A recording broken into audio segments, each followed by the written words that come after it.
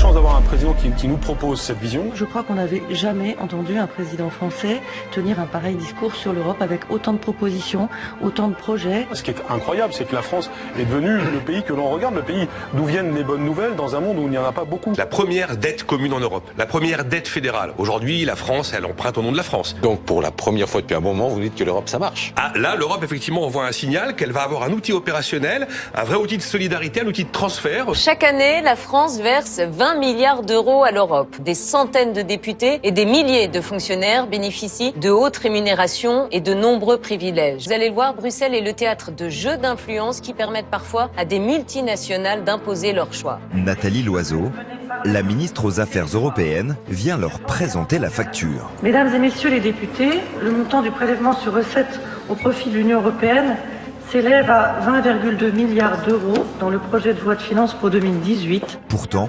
l'hémicycle est quasiment vide. C'est Bercy qui fixe le montant, 300 € par Français cette année. Pour combler ses déficits, la France va devoir s'endetter.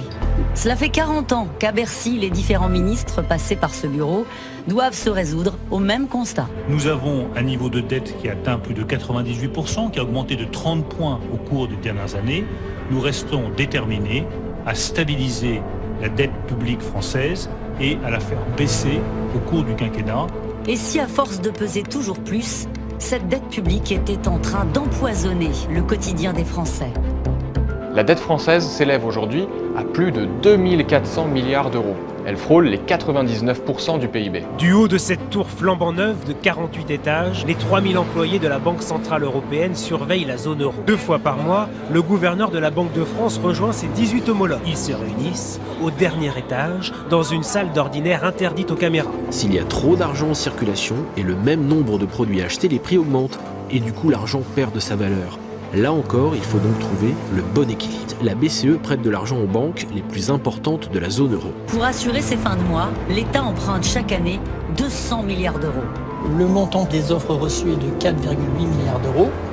Le grand signal qui est envoyé aujourd'hui, c'est « endettez-vous ». L'Union européenne, c'est une quarantaine de bâtiments somptueux, des matériaux précieux, du personnel aux petits soins. À Bruxelles, rien n'est trop beau pour l'Europe. Salaire, indemnités, élus et fonctionnaires bénéficient d'avantages confortables. Aujourd'hui, on finit grosso modo autour de 9 000 € net. La France compte 74 députés européens. Et notamment en France, on est au fond dans un lobbying entre soi, entre gens ayant fait la même école, généralement Sciences Po et Polytechnique, où on travaille par le haut avec les présidents, les ministres, le Premier ministre, les cabinets, etc. À Bruxelles, les lobbies sont officiels, ils s'affichent. À l'intérieur du Parlement, pas de zone fermée, pas de périmètre réservé. Le lobbyiste peut aller où il veut. Les bureaux des députés sont aux étages, et pour y pénétrer, il suffit simplement de frapper à la porte. Dans cet immeuble là-bas, vous avez les services de lobbying de British Petroleum, de Statoil et du géant du tabac Philip Morris. Sur l'avenue de Kortenberg, on trouve plein d'autres multinationales. Pernod Ricard est installé dans ce bâtiment. Tout l'immeuble est d'ailleurs occupé par des bureaux de lobbying qui travaillent pour General Electric ou encore pour Airbus. Le quartier européen s'étend sur environ 3 ou 4 km².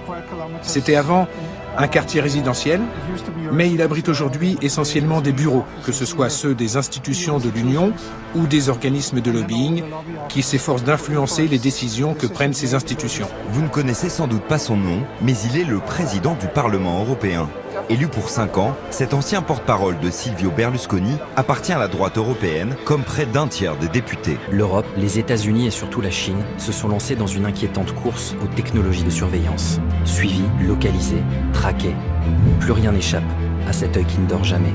500 millions de caméras dans le monde prétendent désormais repérer les comportements suspects et même prédire les crimes avant qu'ils ne se produisent. Bienvenue au salon Millipol qui se tient à Villepinte. Nous nous trouvons actuellement dans un véhicule blindé construit par les Américains pour les polices européennes. Et maintenant, on va vous montrer un système de reconnaissance faciale développé par la société israélienne. Comme vous pouvez le voir, les terroristes et les hooligans ne montrent généralement pas tout leur visage. Ils essayent de le cacher, ils pensent être sauvés, que personne ne peut les reconnaître. Qu'est-ce que vous préférez ? Être en sécurité ou éviter d'être scanné par une intelligence artificielle? Moi, je veux être en sécurité.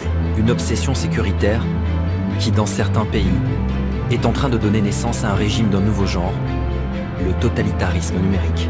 Le fabricant suisse qui commercialise les fameux LBD qui ont fait pas mal de dégâts. C'est dangereux ou pas ? Je ne parle pas français. Is it dangerous? No. It's tested and everybody who tested it says it's not dangerous. Could be dangerous for the eyes? I don't understand, sorry. Thank you. Aujourd'hui, notre entreprise est la plus importante du monde occidental en termes d'effectifs. Nos produits sont aujourd'hui présents dans 43 pays. Et même dans le pays d'où la France, c'est bien ça. Je pense que tout le monde sait que nous sécurisons aujourd'hui Nice, par exemple. Mais de l'argent a été dépensé pour ça. Oui, des millions d'euros de fonds publics ont été accordés à ce projet. Oui, tout ça, c'est de l'argent public. Votre argent. Enfin, notre argent. Oui. Nous faisons tout ceci pour vous protéger, les gars, pour que vous soyez plus en sécurité. La logique voudrait que cette technologie soit utilisée partout, pour nous aider à sécuriser la planète. Ces projets dignes d'un film de science-fiction n'auraient pas pu voir le jour sans d'importantes subventions publiques. 1,4 milliard d'euros de fonds européens destinés à la recherche, attribués pour près de 40% à des entreprises privées.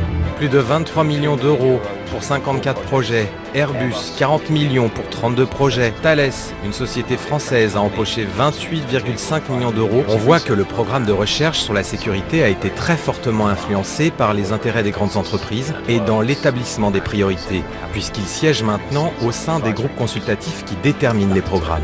On parle par exemple de données de géolocalisation, pour voir si les mouvements de population ici ou là peuvent être contrôlés, surveillés. Donc si la Commission européenne, si les pouvoirs publics, si l'État français nous le demande, bien sûr, SFF sera là, bien sûr. Samedi dernier, c'était très tendu devant le Parlement européen.